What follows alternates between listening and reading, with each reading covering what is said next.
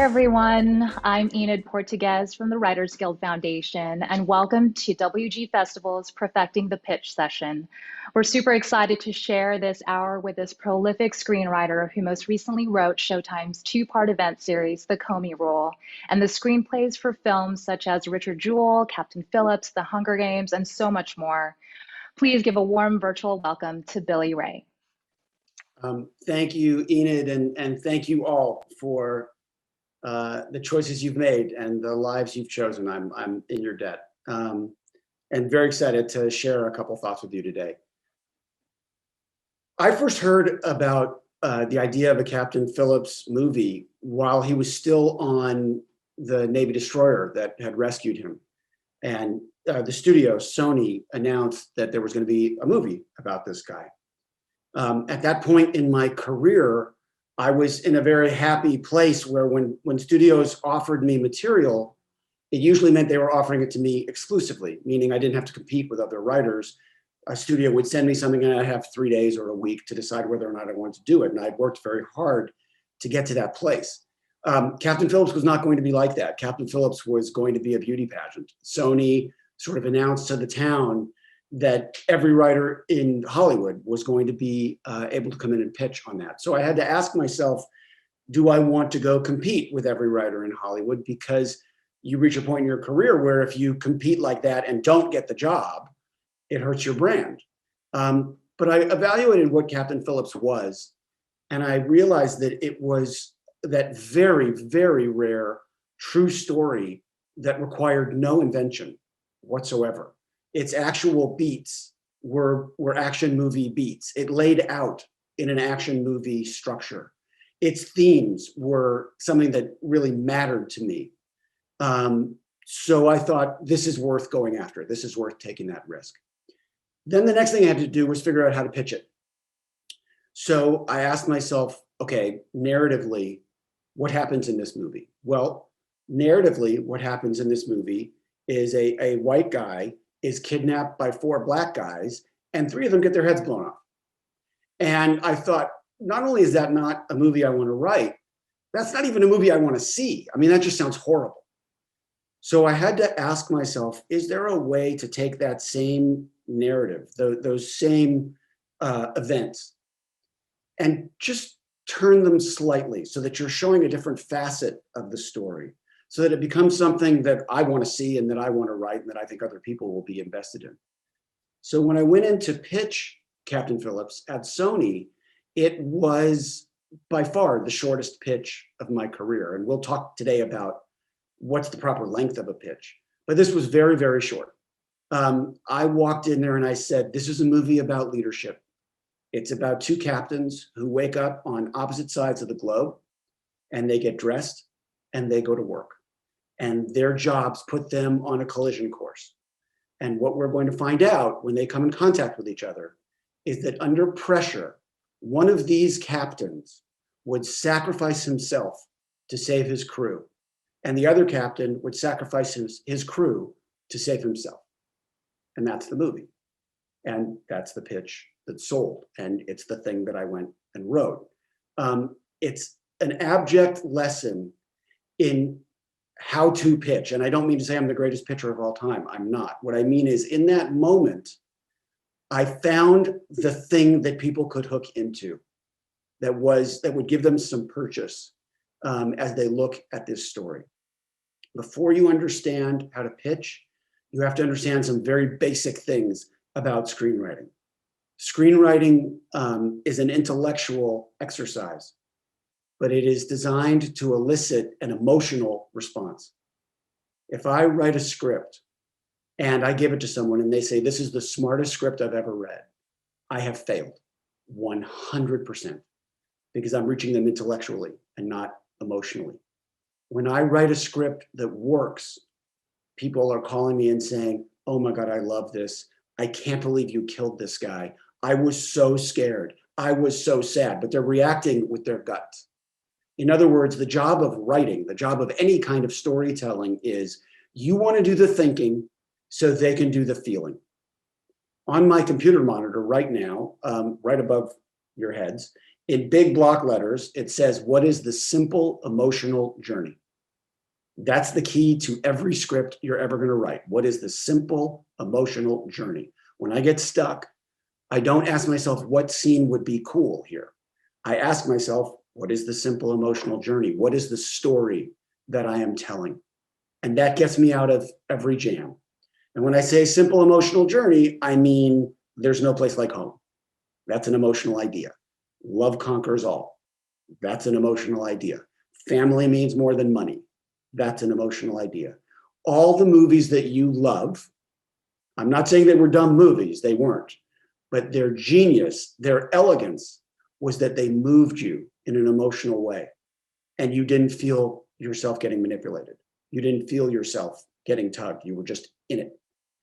There are movies that you watch that you might admire and movies that you watch where you might be sort of curious about what's going to happen at the end. That is not the same as being engaged. It's not the same thing as being involved. And if you're going to write, you have to remember that the whole idea is involving them emotionally. Okay. All that is a long-winded way of saying pitching is a critical but sort of condensed version of writing. And it operates on the same set of rules. When you pitch, the goal is to take them on a simple emotional journey. It does two things. One, it moves them, which is important. Two, it communicates to them that you understand your job, that you understand that what your role as a writer is to move them emotionally. So every time I pitch anything, and you happen to have caught me on a very good day, because I pitched something to Universal on Wednesday. It was a pitch I prepared for exclusively for 3 weeks. And here are the note cards that I brought in to pitch it with. Pitched it on Wednesday and found out, 10 minutes ago that I sold it. And so everything I'm telling you is as much as I know up to this very second about how to pitch things and what it is that you're trying to communicate and what fears you're trying to ameliorate in the person that you're pitching to. Okay. A little bit more about storytelling as a whole, just to give you a touch more context, and then we'll move on from there. Every story starts out, and therefore every pitch starts out with a protagonist. Okay, that's your hero. Could be a man, could be a woman, could be non-binary, could be a dog, could be anything, but it is the emotional window through which we're stepping into the story and therefore stepping into the pitch. Okay, here's the crucial distinction. Your hero has two problems. They have an external problem, something outside themselves that they have to fix. Putting out a fire, catching a killer, stopping a shark, but something outside themselves. More critically, they have an internal problem, something that is broken about them that only your movie can fix. What you're doing when you're writing is you are turning your hero's attention toward that external problem. They're spending all their time thinking about the fire, the shark, the killer. But what we're actually watching subtextually is that internal journey, how they are facing the thing about them that's broken, and how having to deal with that fire, that shark, that killer is making them confront what's broken about themselves and making them fix it. And if you architected it properly, the external story will resolve when the internal story does. And then you get the payoff at the end. That's why it's emotional. Okay. There are a number of you out there, so I can't say, is this clear to everybody? Because I don't know how it's landing with the 521 of you or however many there are out there. But this is what I've built every story that I've ever written on, is this basic idea. What you have to do is, when you are thinking about a story, the first thing I think about is always character. Don't let anyone tell you that character and story are two different things. They're not. Your character is your story, and your story is the arc of that character. And by the way, really critical that your hero, as they are pursuing this external problem, they're completely unaware of the internal evolution that they are undergoing. If you were to stop Clarice Starling in the middle of Silence of the Lambs and say, "What are you doing?" She'd say, "Well, I'm trying to stop a serial killer. And to do that, I got to go talk to this crazy guy, Hannibal Lecter." She would not say, "I'm working through my internal issues about my past and my father and this thing that happened to me with lambs." She's not thinking that. If you were to stop Michael Corleone in the middle of the greatest movie ever made, The Godfather, and say, "What are you doing?" He'd say, "Well, I'm trying to stave off the 5 families." He would not say, which is more true, "I'm working through my daddy issues. Because I told Kay at the beginning of the movie, that's my family, Kay, that's not me. And I secretly really want it to be me." So my point is, they're focused out there externally. You're writing what's happening internally. That is your story. That's really critical. Okay, all that as background. When you are pitching, you are not only communicating what your story is, you are communicating that you are to be trusted with the telling of that story. You're communicating that you have an understanding of the basic rules of screenwriting, that you know you have to move people emotionally, and you know it's all going to be anchored around the arc of this character. Okay. Now, every story pitches in a different way. Some movies are hugely character driven. Some are hugely conceptual. You wouldn't pitch Hunger Games the same way that you would pitch the Comey Rule. They're not the same, but they all do follow these same basic rules about moving people emotionally. And when we get into the Q&A part of this, we'll drill down on some stories or some concerns you might have with your own stories, which I'm happy to do and sort of pitch back to you so that you can hear that there are different ways to tell the same story. Here are the things that you want to make sure you're considering. You always want to put yourself, as you're writing, in the place of the audience. You always want to be locating the audience emotionally. What impact is this scene, this moment, this beat going to have on them? Because you're there to manipulate that. Well, similarly, you want to have the same impact when you pitch. You're pitching to someone who, during the hour that they're sitting with you, is probably going to get 30 phone calls that they owe. So they're feeling time pressure. They're going to have to figure out whether or not the movie that you're, or the TV show or whatever it is, they're trying to figure out, okay, can I sell this story foreign? Because that's huge. Such a big part of the marketplace is now overseas. Can I see the poster in my head?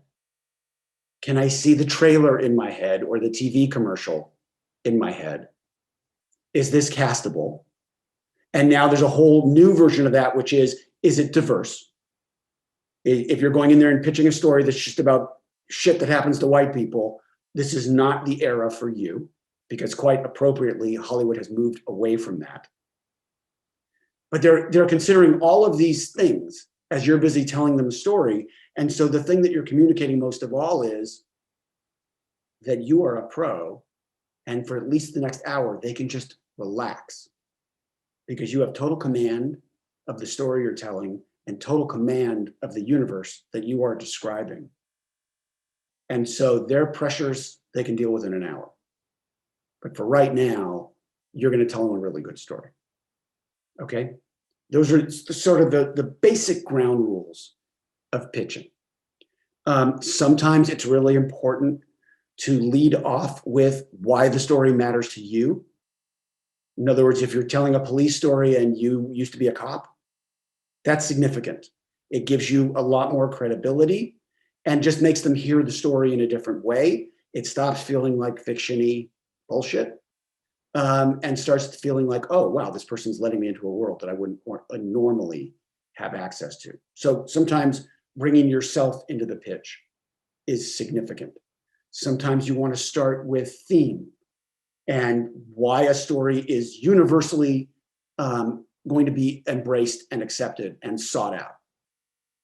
Sometimes you have a character that's so unique, you just want to start out by saying, here's a day in the life of so-and-so, and then start from there. Sometimes you want to start with an incredible incident and build off of that. There's a million ways to open a pitch, okay, and to see it through. And as I said, there are a million different lengths. As I said, Captain Phillips, I don't know, that was a minute, 2-minute pitch. And then I had to have a bunch of answers ready because they would have a lot of questions about how I was going to do it. But the pitch itself was very, very brief. I've also pitched for an hour, which I don't recommend, especially at your place, in terms of your level of experience.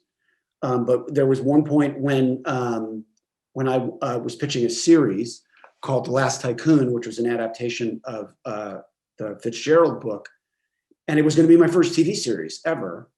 And I felt that I was an unknown quantity in TV, and I wanted to communicate complete mastery of the world. So I opened with a very thematic intro. Then I started talking about characters. Then I started talking about the pilot. Then I took them through all of season 1. And then I took them through briefly seasons 2 through 5. Literally, by the time I was done, I'd been talking nonstop for an hour. I would sweat through my shirt each time I did it. But I pitched it to 6 places and 5 said yes. That's what was required for that particular pitch. Generally, I would not advocate talking that long. I'll give you an example and then we're going to turn it open to questions. The thing that I did that aired last year was a 2-part limited series for Showtime called The Comey Rule. The Comey Rule was about the battle between FBI Director James Comey and Donald Trump. This is very heady material, right? You know that it's going to be successful from the neck up, but you want to make sure that you're communicating the viscera, the emotion of it. So I needed a way into that. So if you wouldn't mind, I don't generally quote myself, but I can just read you the first cards that I brought in.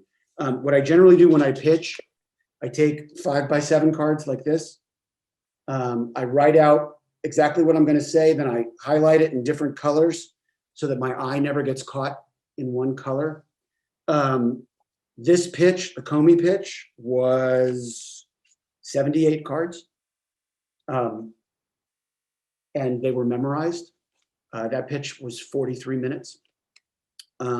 It takes weeks to memorize a 43-minute pitch, weeks. But the idea of being able to do it without looking at the cards, having the cards with you in case you need them, but always being able to make eye contact with the people you're pitching with, it's important. And as I've said many times, I'm not talented enough to be unprepared. So I wanted to make sure that I was off book and ready to go. Anyway, so I'm going in to pitch the Comey Rule. James Comey is going to be sitting next to me, literally, as I'm pitching, which was mind-blowing. How do you communicate an idea that's so intellectual in emotional terms? All right, so forgive me, I'll read it to you. And you have to remember, I had it memorized at one point. I don't anymore. So I won't be able to make the kind of eye contact with you that I made with the people I was selling it to. But this is how that pitch started. This is a love story between a man and an institution. Everything he does is in defense of that institution. It's a reminder making us ask, what is our government for? What is our country actually about? It's also Frankenstein. A man creates a monster who then destroys him. Okay, that's the opening of that pitch. Those are all really emotional ideas.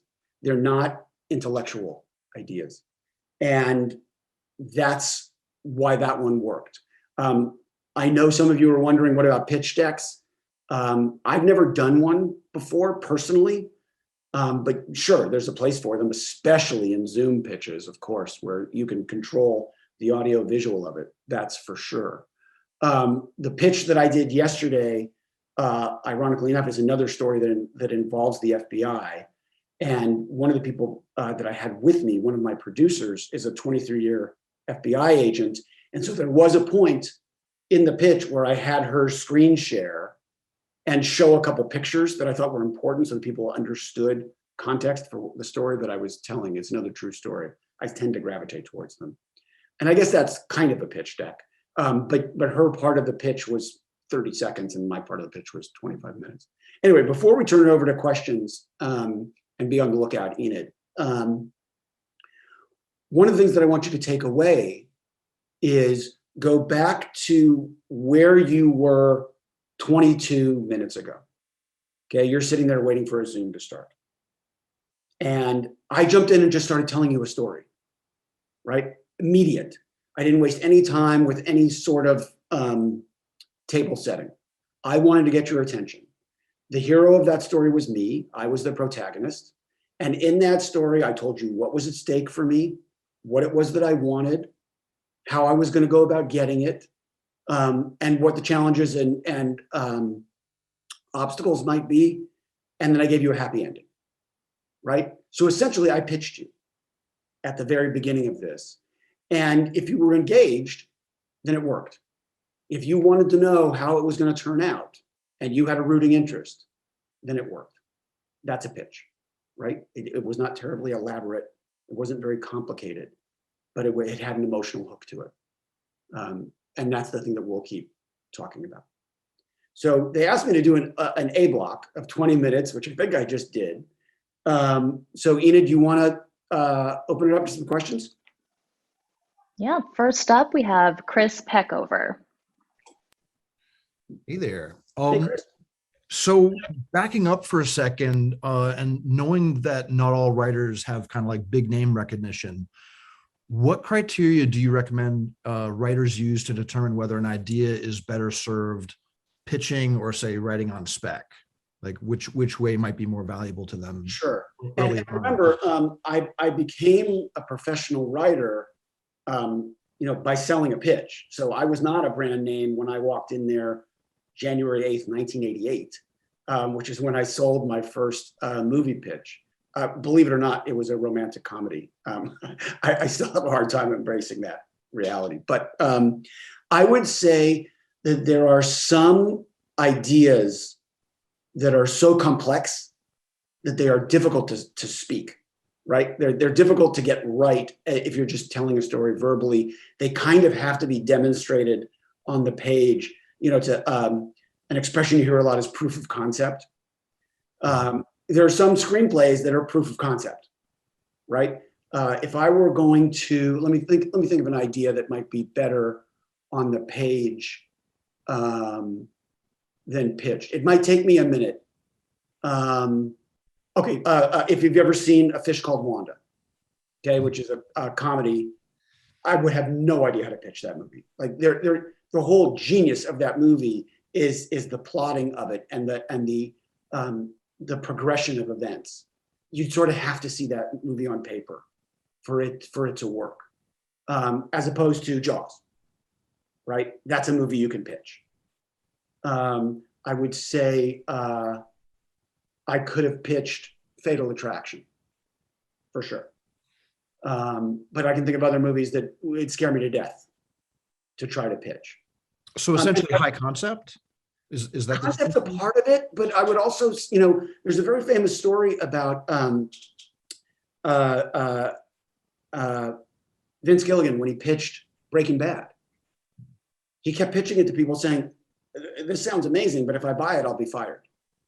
Because it was the worst idea of all time, right? I mean, it's just a horrible fucking idea. That there's this science teacher and he starts selling meth. Like, wow, how do I not go see that? But in its execution, arguably one of the 5 best series of all time.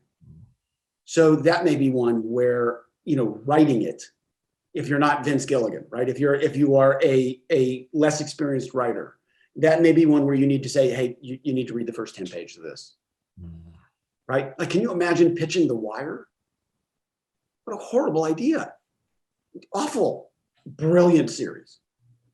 When it's all about just a tapestry of great characters and their nuance, their specificity is going to be what the series lives or dies on, you might want to write that one out for sure. Thank you. The other thing I would say is if it's going to be hugely expensive, you might be better off writing it. Because then they really want proof of concept. Thank you. Sure. Thanks, Chris. Next up, we have Elizabeth Acevedo. Hello, I cannot be more excited and humbled to be speaking with you right now. I feel I'm the a senior same at way. NYU. Thank you, Elizabeth. I appreciate it. Thank you. I'm a senior at NYU now and recent Academy Gold alumni. And I just finished an exhausting 9-month cycle of pitching my first short, and I'm gearing up to be pitching its adaptation right now for a feature. So I'm curious, what did you do to prepare for pitching The Hunger Games, which is an IP so clearly ripe for blockbuster success? And where were you at in your career then? And what were you wanting out of your career then? Okay. Thank you. That was a less formal pitch because that was one where they came to me. And that was one of those where I literally had it offered to me exclusively. So it was a question of, do I want to come in and do it or not? I was at a place in my career. It was post Captain Phillips. So things were looking pretty good. And my agent called me and said, do you want to do the Hunger Games? And I didn't know what it was. And I literally walked into my house and my kids were 14 and 9. And I said, what's the Hunger Games? And simultaneously, they both went like that, like, oh, Dad, you're such a bozo. And I read the book overnight and said, okay, this is the best idea for a movie I've ever heard, hands down. It's such a dark idea, but it had storytelling problems. And I did not want to take that job by telling them, yeah, I'm just going to rubber stamp the book, because I didn't think that was going to work. And at that point, they had a script already that had been written by the novelist, by Suzanne Collins, and they knew that it didn't work. And so I went in for that first meeting and I told them why I was excited about it and what I thought it was about thematically. That one hit me in a weird way. I don't know why. I'm sort of known for true stories, and that, of course, was not. But for some reason, I decided to tell it like it was a true story.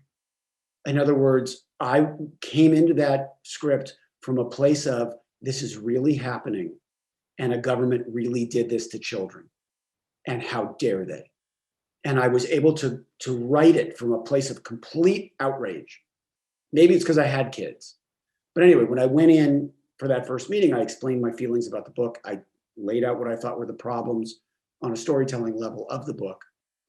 And one of the producers said, well, you can't change anything.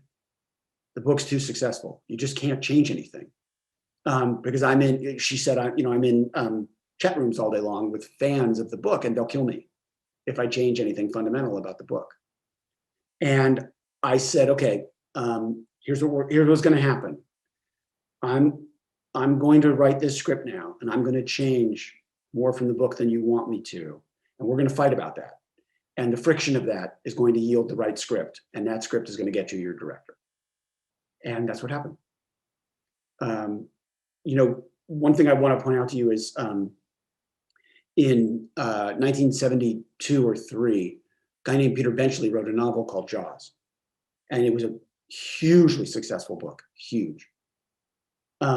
And when they went to go make the movie, one of the people in the storytelling inner circle said, in the third act, our hero winds up in the water with the shark.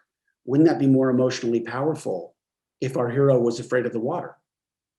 And everyone else said, well, yeah, but he can't be, because look at the book. I mean, he's from Amity Island. He grew up around the water. It's just not credible that he'd be afraid of the water. So you know what they did? They punted his backstory from the book.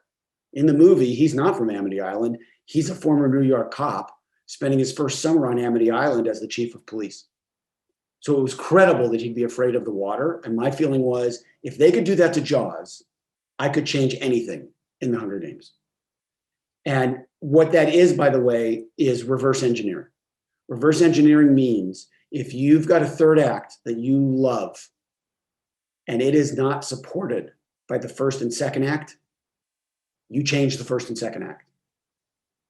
You change whatever you have to change to make the third act as emotionally resonant as it can possibly be. Endings are really hard. If you've got one you like, everything else is in service of it.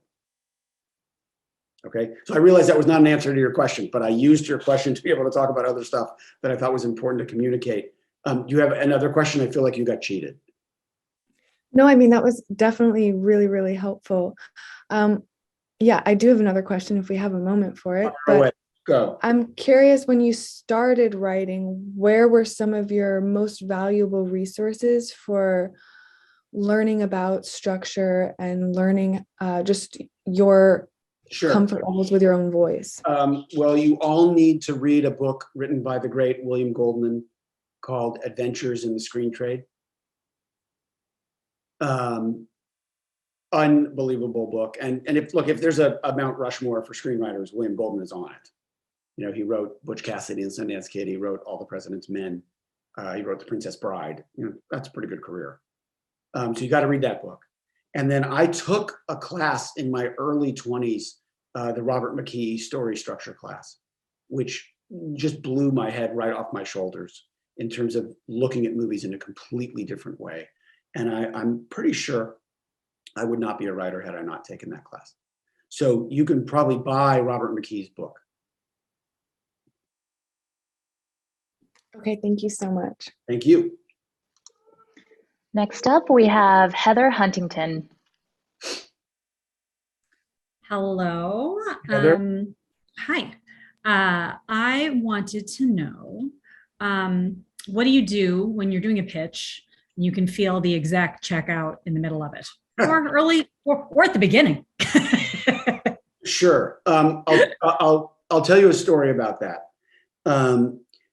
There was one point in my career when I was going to do the feature version of 24, and I developed a pitch with Kiefer, and that pitch was pretty detailed. It was about an hour, and we went in to pitch it to the head of the studio, and someone asked the head of the studio a question before the pitch started, and he just started talking for 15 minutes.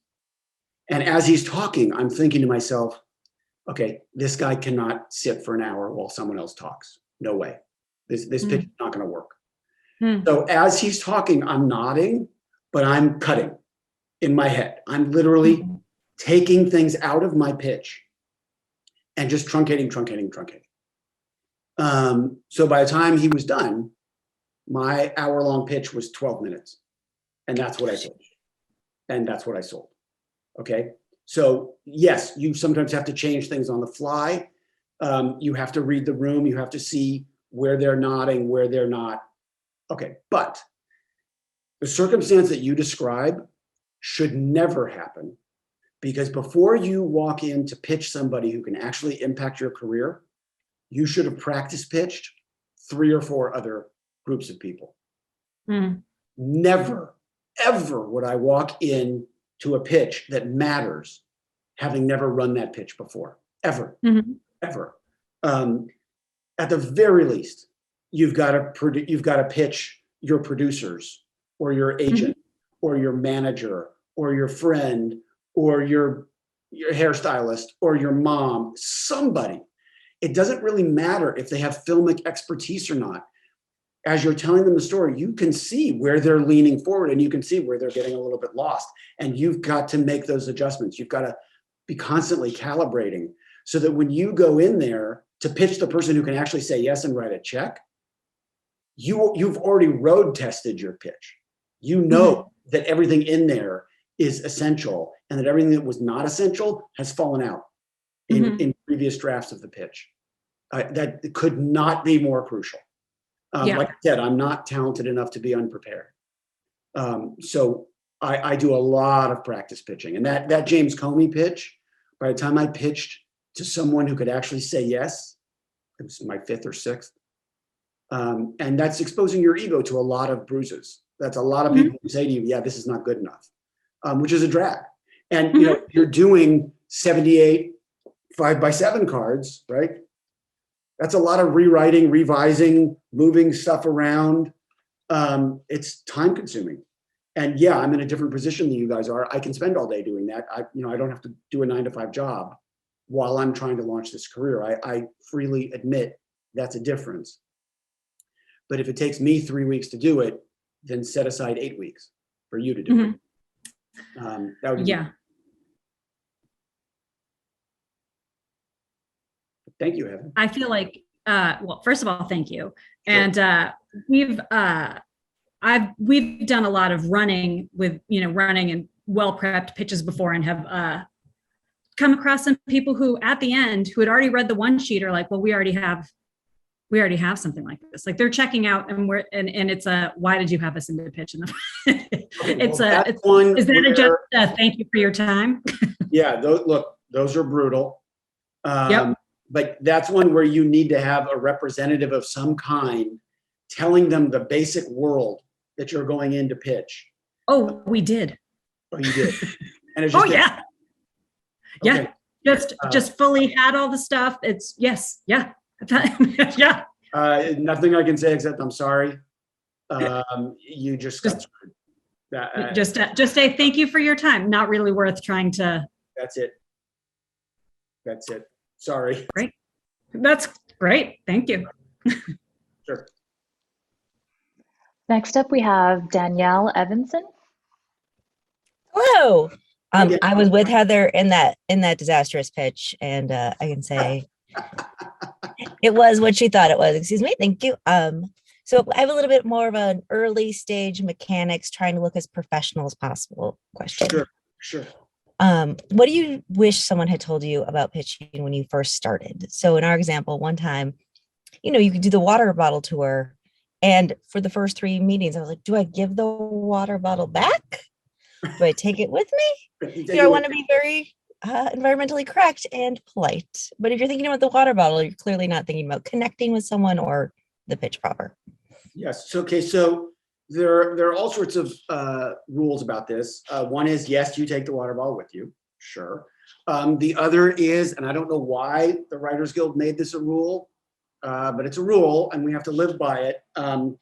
When you're doing a romantic comedy and the woman is coming back from the market, she has to have a baguette sticking out of the bag. I don't know why it's a fucking rule. It's smart. A rule. Okay? Smart. I love that also your first pitch sold was a romantic comedy. The man who made Captain Phillips. Yeah, I know. It was called Kiss the Bride, and did not get made, which I think is probably correct. But what do I wish people had told me? I wish people had told me what I'm telling you. That what is important to communicate is the simple emotional journey. I think at the beginning of my career, I overpitched details because I was trying to show off. I was trying to show everyone how much work I had done and how much I knew about my story. And while all that is commendable, it wasn't necessarily the payoff window for whether or not I was going to sell it. Brevity matters. You always want them to ask the questions, and then you shock them by knowing the answers, but you want them leaning in. And I think I probably overpitched in my career. And critical,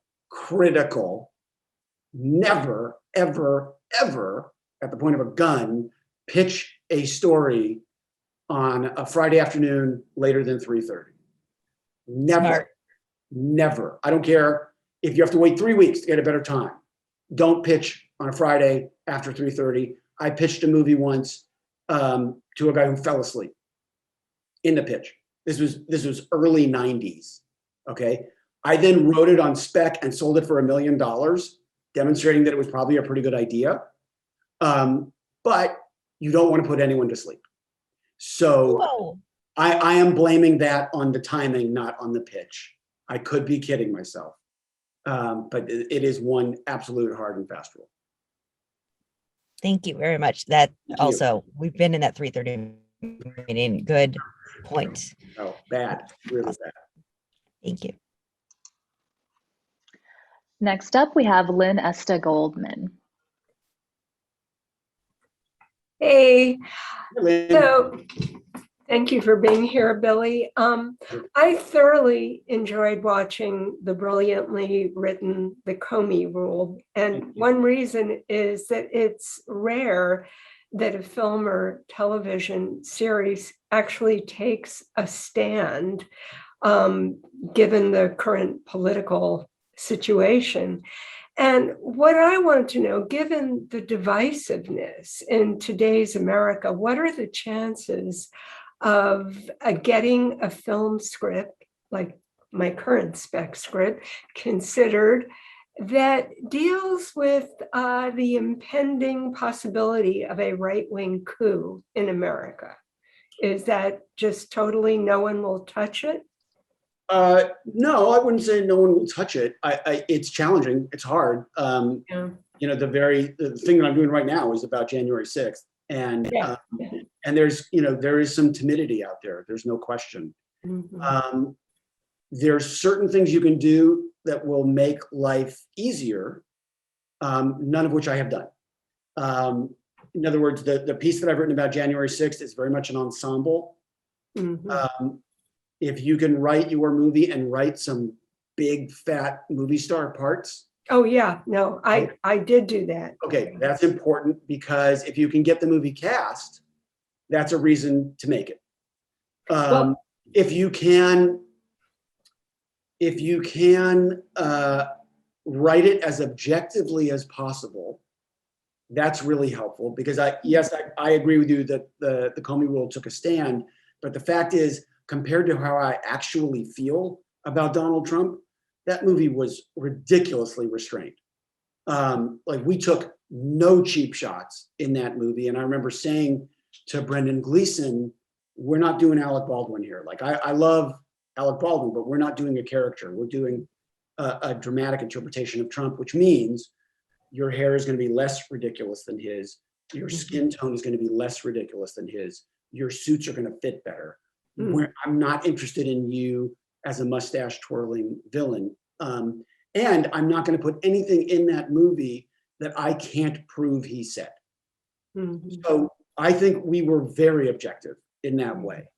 All that said, this is not a business about volunteerism or philanthropy. This is a business about business. And Showtime believed that if I made the best version of that miniseries, people would watch, and it wound up being true. We had the biggest debut of any limited series in Showtime history, by a factor of 4.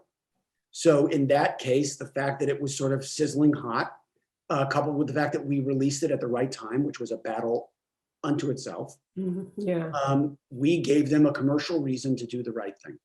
So in your case, I would suggest, as I said, it's got to have movie star parts. Oh, yeah. And that doesn't mean the size of the parts. It means the texture, the depth, the subtext. It means stuff that movie stars will want to play. And if it looks like it's going to cost $1 zillion, you are making your life really, really tough. No, it has to look makeable for a price. Yeah, Because it's under 20 a million. Marvel movie, right? It's not a Marvel movie. They'll spend $250 million on a Marvel movie and not flinch. Yeah. A movie like yours, they need to know that they can make it for 20. Yeah. Oh, yeah. Okay. Yeah. So that would be my advice to you, and good luck, and thank you for taking that on. Well, thank you for doing the Comey Rule and Captain Phillips. Yeah. Thank you. All right, next up is Alan Gray. Hello, Mr. All right, well, I can hear you. yeah, I got a message here for some reason. Unable to start video, it says. Okay. Okay, I don't know why it's doing that. We're going to take advantage of this, and I'm going to tell everyone you look like Brad Pitt. There we go. There we go. Not hardly. I'm really honored to have this opportunity, Mr. Ray, and I sure appreciate it. Please call me Billy. The honor's mine. Okay, thanks, Billy. My question is actually two-part. And after a pitch, how long should you wait to follow up with a production company who requests to read your script? And then what should that query include and not include? Okay, well, are you talking about sending the same script that you just pitched, or are you talking about sending a different script as a writing sample? No, the script that you pitched to a production company, and they liked your pitch, they want to read the script. So you send a script to them and you give them a window to read it. I know it, and I've heard it's like a 3-month window approximately. And after that, if you haven't heard anything back, what's your approach to contact the person? Do you move on, or do you How do you gracefully approach that? That's really a tough one. Because if you haven't heard back in 3 months, then you have heard back. Right. Right. And that, I Yeah. mean, I hate to be the person to impart that to you, but Yeah. but those are the realities. If the only way to make people move faster is to let them know that someone else is reading it at the same time. Okay. There was actually 2 people that requested it. So, Okay. Now, yeah, I don't have great advice for you on this one because you're presupposing that the purpose of the meeting was to get them interested enough to want to take a look at the script, exactly. as opposed to pitching something to get them to pay you to write the script. Right. Yeah. This is, That's very much a different animal. Well, I'm sorry. There's no hard and fast rule about how much time you should allow someone with your material. If the meeting goes well, if the pitch goes well, they should be Yeah. reading it within a week. okay. You recommend I follow up now and just, When was your meeting? I'm sorry, When was your meeting? July. This is through the Writers Guild, the Vet Writers Guild. Well, I think you have your answer. Okay. So I think at this point, you might want to just say, can you please send me back the script? Unless you sent it to them digitally. I did. Oh, you did send it to them digitally. Yeah. Then you can say to them, will you please delete the script that I sent you? I'm doing a little more work on it. Okay, great. Just That's to fine. see if by Yeah. some chance that makes them read it. Yeah. But no, you can't have your script just floating around out there in cyberspace with people who have no intention of making it. That's not good for you on a business I level. appreciate that very much. Sure. Thank you. Sure. All right, Billy, we have a couple of questions in the Q&A box from our virtual attendees. One from Jay Harris. In a 90 to 120 second pitch, is it more sizzle and concept than story? Or what should they focus on in a quick 90-second pitch? Well, that would depend on the story that you're pitching. If I were going to pitch Fatal Attraction and it was 1987 when everybody was freaking out about AIDS, I might pitch it as an AIDS parable. I would say this is about a man who strays outside his marriage and brings home danger. Like that might be the way that I would go after that, as opposed to talking about who Dan Gallagher was or who Alex Forrest was. That might be the sort of the hookiest way to do it. There might be something, as I said, something sort of in the zeitgeist that you want to hit right off the bat. Sometimes you want to dive right into an incident, or sometimes you want to dive right into, hey, there's this thing that's happening in the world, and I've got the story that articulates it. I don't know if any of you have seen the movie Annie Hall. I know it's not socially acceptable to talk about Woody Allen at this moment, and I understand why. But Annie Hall is one of the 10 best movies ever made, and that's got the most beautiful theme in it ever. It's about a guy who meets a woman who's kind of a mess, and then he turns her into someone who's strong enough to leave him. Like that's pretty elegant. If I had a movie that had that sort of elegance in its theme, I'd lead with that. If I were telling the story of The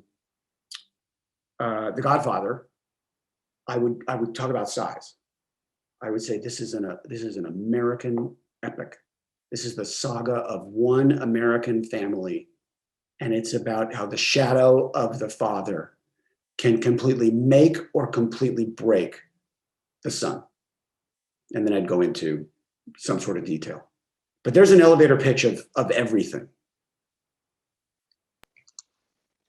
Great. Question from Catherine. Any tips for pitching your characters in a compelling way, particularly when you have an ensemble? Little details about them. Sometimes there's one line of dialogue that sort of encapsulates who they are as people. The very, very first movie that I ever directed, little teeny movie called Shattered Glass. But it was all built around this character named Stephen Glass, who always said, "Are you mad at me? Are you mad at me?" Well, that's a hook. Like you can totally understand who that guy is by knowing that one line. So sometimes it's just one line of dialogue. Sometimes it's one behavior. And this is sort of a general rule about writing. When we need to establish who our character is at the beginning, we want to establish a psychological baseline for who that character is. There are three ways to do it. One is what they say about themselves, which is very unreliable because people lie about themselves all the time, or maybe totally unaware of their own inner drives, right? Like Michael Corleone saying, "That's my family, Kay, that's not me." He's completely wrong. Two is what other people say about you, which is even more unreliable because people might be seeing someone else through the lens of love, hate, jealousy, envy, fear, whatever. Then there's the third, which is what we do, our actions. Our actions define us, okay? In other words, if I'm up here teaching my guts out and talking to you guys about how much I care about your career and how well I want you to do, but then you found out that I was paid $10,000 to give this lecture, who am I?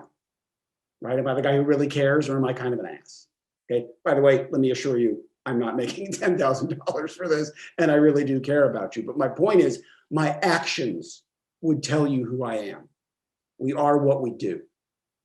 So you might open a pitch with, Billy Ray is the sort of guy who would stop what he's doing, talk for an hour to 521 strangers just because he cares about them. It's so moving. It's so touching. Oh, and he got $10,000 for doing it. Like, okay, who's that character? I'm really interested. That guy's a total phony. Let's see what he's about, right? So you might open with just a character detail in that way. There's a lot of different ways to do it. Awesome. We have a couple questions about pitch decks and proof of concept shorts. Are they helpful to sell? Are they essential? What are your thoughts? Well, the nice thing about the internet is that it's so egalitarian. Everybody can make a movie now. The bad thing about the internet is that it's so egalitarian that everybody can make a movie now. So if you're going to go in there with a proof of concept that you've shot, it better be great. Nobody wants to see crappy video shot on an iPhone for 2 minutes. That may not be proof of anything, except that you don't know how to light and don't know where the camera should go. So if you're going to do a great job and you're going to demonstrate something about your vision for the movie, sure, nothing wrong with that. And that doesn't mean spending money. I've seen lots of stuff shot on iPhones that cost nothing, that was just rendered at a very high level of execution and craft. If you feel like that will augment your storytelling, there's certainly no rule against it. It shows that you came in prepared and that you put some sweat equity into this thing. It's just sort of it's all PRN. It's just as needed. If you feel like you need it for your story, it's important that you do it. If you can get away without it, there's a certain momentum that you develop in a pitch, which is great to have uninterrupted. We have a question from Monica. What about giving away the ending or twists during the pitch? Or is the goal to get them to read it in the script and experience it? Well, again, we're talking about pitching something that you've already written. I don't think I've ever done that before. The purpose of pitching is so someone will pay you to write it. And if you've already written it, then just send out the script and the script will demonstrate what you're doing. But if you have already written the script and you are pitching, I certainly would not pitch the twist. No, I would be pitching the premise. I'd be pitching the danger. I'd be pitching, everything right up to the edge of that cliff. But I would not pitch the payoff. No. We have one question here. Has your pitch style changed with Zoom pitches? My comfort level has changed because it used to be that my strength as a pitcher was that because I had my cards memorized, I could look everybody in the eye while I was pitching. That's much tougher to do on Zoom because, as you can see right now, I'm not looking at the screen. I'm looking right into the camera. So I'm looking you in the eye, but I can't see how you're reacting. So I've been robbed of something that was sort of essential feedback. You know, I like to echolocate as I'm pitching, and you can't do it on Zoom because look at the difference between me pitching while looking at the camera now and me pitching while looking at your faces now. Who would you rather hear a pitch from, right? This guy, for sure. So it changes the just sort of the basic physics of how you're telling a story. But beyond that, it hasn't really changed the way that I pitch, the content of what I pitch. And we have a Captain Phillips specific question from Andrew. He says, the scene in the engine room of the ship where the crew is hiding is probably the most anxious he's ever been watching a film. Good. How do you go about pitching aspects of a project where you intend to get that kind of reaction from the audience? The reason that's tense, and thank you for the kind words. The reason that that's tense is because you care about people. If those were people in there you didn't care about, it'd just be a really well shot scene. So what you're pitching actually is those people, and you're hooking an investment in those people. You know, if you've written a script and you intended for everybody to cry on page 60, and the note comes back, hey, I didn't cry on page 60. Most writers will try to rewrite page 60, but in fact, your problem is on page 5. Your problem is that they didn't care enough about the people. If you fix page 5, they'll care on page 60 and they'll be crying their eyes out. So by the same token, when you're pitching, if you invest them in the people, in this case, in that crew, and then the pitch is, and now imagine a world in which they are in a pitch black, steamy engine room, trying not to breathe as armed Somali pirates are walking through, looking for and listening to them. Well, there you have it. You don't need to say more, right? If you care about those people, that circumstance pitches itself. And with 2 minutes left, what would be your last parting piece of advice to both those new to screenwriting or those who've been doing it and, you know, still want to stay inspired? Sure. Screenwriting's hard. There's no question about that. And I may go over 5 o'clock if that's okay, Enid. And it's very easy to be intimidated by it. People they ascribe a certain mythical quality to it. Screenwriting is just hard work. That's all it is. 95% of screenwriting is problem solving, right? If you were a mechanic, you wouldn't go sit in Starbucks for 2 hours waiting for your muse to land on your shoulder and say, fix the carburetor. You would just fix the carburetor, okay? That's what I do all day. I just problem solve. I don't think of it as art. I think of it as work, right? I'm not trying to be Barack Obama. I'm trying to be Joe Biden. You know what I mean? Like, to me, Barack Obama was this guy who seemed sort of graced in a way. Joe Biden seems like a guy who just works really hard. And that's all I'm trying to be. I'm just trying to problem solve and do the work. And if you think of it in those terms, it becomes a lot easier to manage in your brain. I can promise you, I spend no time thinking, oh, Billy, you genius, you've done it again. That sentence never passes through my head. What happens a lot is, that works. I'm satisfied with that. Or no, I can make that work better. So just shoot for that, okay? And the last thing I want to pass along to you is, yeah, I know from where you're sitting, it looks like I'm way up this mountain, right? And by the way, I'm nowhere near the mountaintop. I can see it from here, but I'm nowhere near where I want to get to, which is why I'm going to keep working. But please understand that no one in the world, including me, has your talent, your history, your pain, your insight, your humor, your rage. No one has that except you. There are scripts that you can write that I couldn't write at the point of a gun simply by virtue of not being you. You have a unique voice in the world. No one can duplicate it. And that is a commodity of tremendous value. So when your confidence starts to flag, remember that. No one can tell the stories that you can tell. Ever. Just maximize that. Work your ass off. Never get out hustled by anybody. Never go into a meeting unprepared. Never take anything for granted. I work harder at 58 than I worked at 28, and it's not close. And I worked hard at 28. Just make sure that you are grinding, grinding, grinding. And you will all be well. Last thing is just a request. When you guys get famous, drop me a line. Remind me about this meeting because I'll want to know how you're doing. Okay? And with that, thank you so much.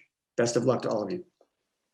Thank you so much, Billy. Thank you all for watching today. We will hopefully post this recording by Monday so you can rewatch it and play that pep talk back to yourself every time you get ready to pitch.